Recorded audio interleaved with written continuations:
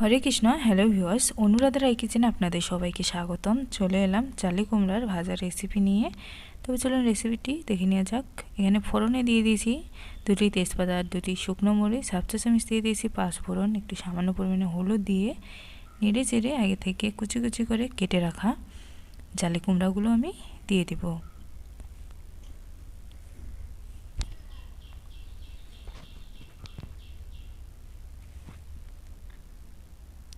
এখন একটু নেড়ে চেড়ে দিব।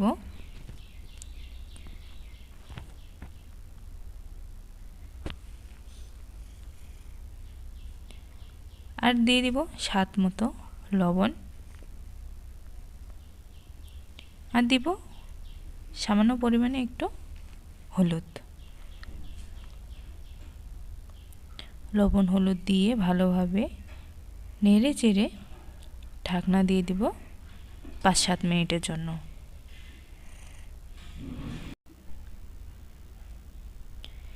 পাঁচ সাত মিনিট পরে দিয়ে দিলাম 5টি কাঁচামরিচ। কাঁচামরিচটা দিয়ে ভালোভাবে নেড়ে চেড়ে দিব।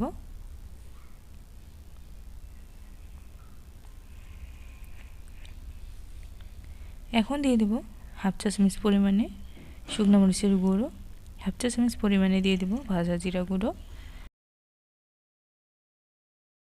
হাফ চা চামচ দিয়ে দেব গরম মশলার গুঁড়ো। এখন সবগুলো আমি নেড়ে চেড়ে ভালোভাবে মিশিয়ে নেব।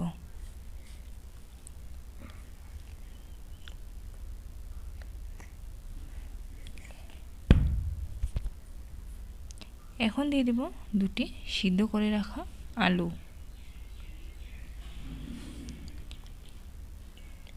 আলুটা দিয়েও আমি ভালোভাবে মিশিয়ে নেব।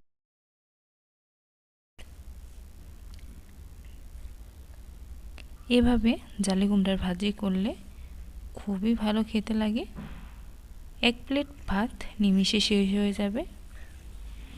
আবারও আমি ঢাকনা দিয়ে 2-3 মিনিটের মতো ভেজে নেব।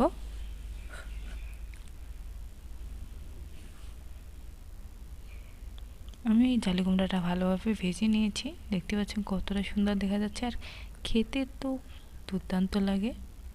একবার না করলে বুঝতেই পারবেন না কতটা খেতে ভালো লাগে। আর এখন উপর থেকে দিয়ে দিলাম ধনেপাতা কুচি।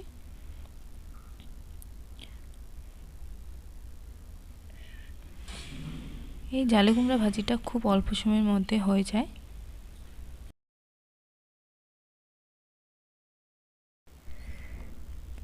এই তো জালি কুমড়ার ভাজা আমার রেডি। ভিডিওটি যদি ভালো লাগে তাহলে অবশ্যই লাইক, কমেন্ট, শেয়ার ও সাবস্ক্রাইব করে পাশে থাকবেন। আর পাশে থাকা বেল আইকনটি বাজিয়ে দিবেন যাতে করে সবার প্রথমে ভিডিওটি আপনাদের কাছে পৌঁছে যায়। ভাজা কমপ্লিট। এখন একটা বাটিতে আমি ভাজিটা তুলে নেব। আজ এ পর্যন্তই। দেখা হবে এক নতুন রেসিপি নিয়ে। সে পর্যন্ত সবাই ভালো থাকবেন, সুস্থ থাকবেন।